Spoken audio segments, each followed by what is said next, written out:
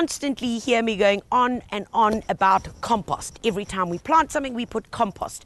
If we need to mulch, we use compost. It should be a word that stays with you as much as your cell phone never leaves your side. So, how do we get around this, and how do we make sure that you've got enough compost in your garden for everyday use? Today I'm going to show you how to make your very own compost heap that you can have in your own garden. And you know what? All of us, every day, no matter how large or small our family is, we have waste that we could add to the compost heap. Instead of sending it off in our black dustbin bags to send it off to somewhere, why not use it in your own garden, which you can then turn into this rich gold, which is great for your gardens. So let's get started. Alrighty, folks, I'm going to be making our compost heap, or compost, rather, I should say, receptacle, out of these awesome wooden panels. Now, the biggest mistake you can make is by putting your compost heap at the furthest end of the garden, where you only go there once a year, and that's when you still need a GPS to be able to get down there, because you don't go there so often. To start off with, all you're needing is a bare patch of soil. It doesn't need to be anything solid, nothing fancy. And I've got my panel, I've got a nice dropper. You could use metal droppers, you could use wooden droppers. I've got one of these plastic coated droppers, and then just whack it in. Simple as that. Right, once that's up, the good old faithful cable tie.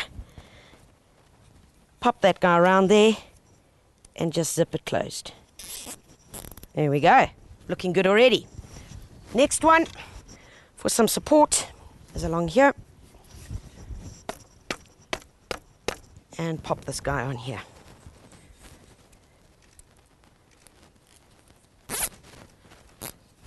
Right, one side is up. So what is the plan? Well, basically I'm going to be creating a box structure using these panels. So I need another 1, 2, and the third one has the ability to open up, because of course we've got to be able to get inside this thing. So let me get the next panel up and I'll take it from there.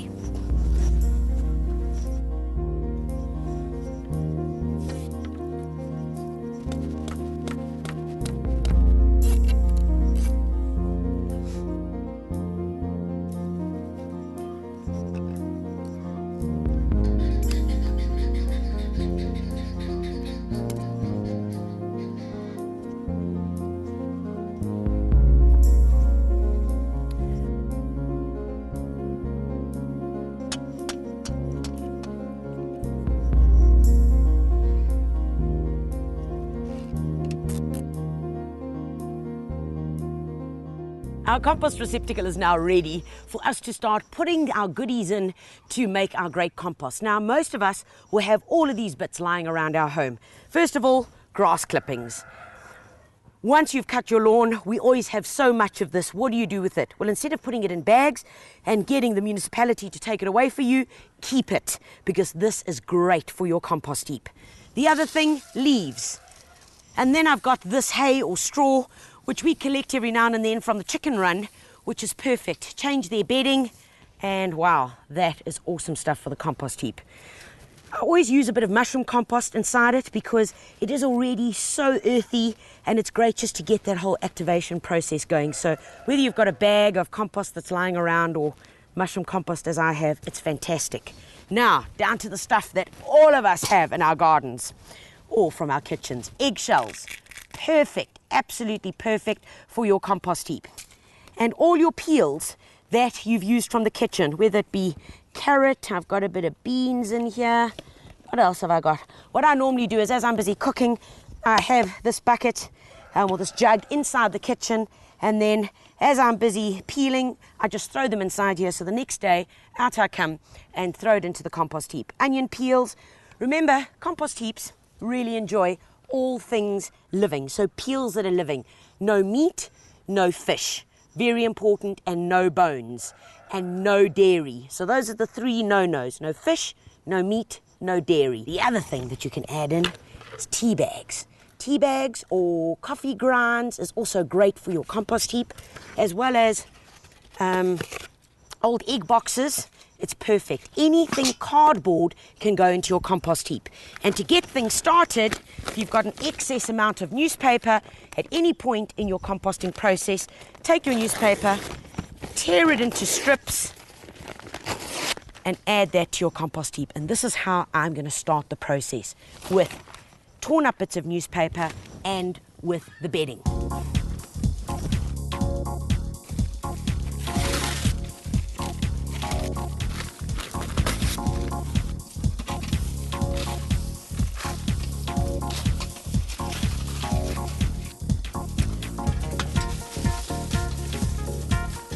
You know, folks, a lot of people tell me, ooh, but a compost heap's going to smell and it's going to be rotting and worms and rats. And you know what? If you follow this method where we've just done layer upon layer, it's like making a Dagwood sandwich. That's how you make a compost heap, really.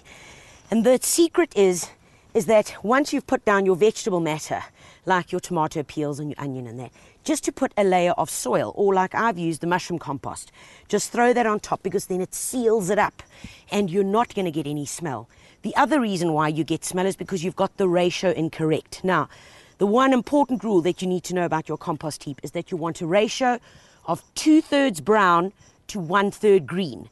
So in other words, 2/3 brown would be leaves, dried grass, okay, or any other dead material that you've cut off any of your plants, and 1/3 green, which might be green lawn clippings, fresh lawn clippings, and then your rotting material. So if you're ever in doubt, or if you're ever a bit stressed out, especially in the height of summer when you have so much of lawn clippings, then what you should rather do is put your lawn clippings into a Hessian bag and just let it dry out in the sun, because then it turns into brown. Get it? Then you just throw it onto your compost heap. And in that way, you will always keep the ratio 2/3 brown to 1/3 green. Other bits and pieces, like I said, the egg boxes, just give them a rip and throw them in there. Remember, anything cardboard. Glossy magazines, no. So you can't throw the gardener magazine in your compost heap. And then, of course, if you're busy in your veggie garden, you've got bits and leftover bits like this lettuce that's starting to bolt, just rip it up and throw it in here. And last but not least, to get your composting process, like giving it a good rocket, making sure that within 6 to 8 weeks you can have gorgeous compost which you can add into your garden. There are many activators that you can find at your local garden centre. Follow the instructions, whack it onto your compost heap, and Bob's your uncle. So guys, this is one thing that every gardener has a lot of in their garden. When you've been out there and you're pruning, what do you do with all these clips and bits? Well, you know what? Most of us end up putting them into bags and leaving them on the front verge in the hope that somebody will collect them. One of the best gadgets that you can invest in as a gardener is a shredder. Now, there are so many on the market. They're often on special, so keep an eye out so you can get hold of one of these guys. They are fabulous.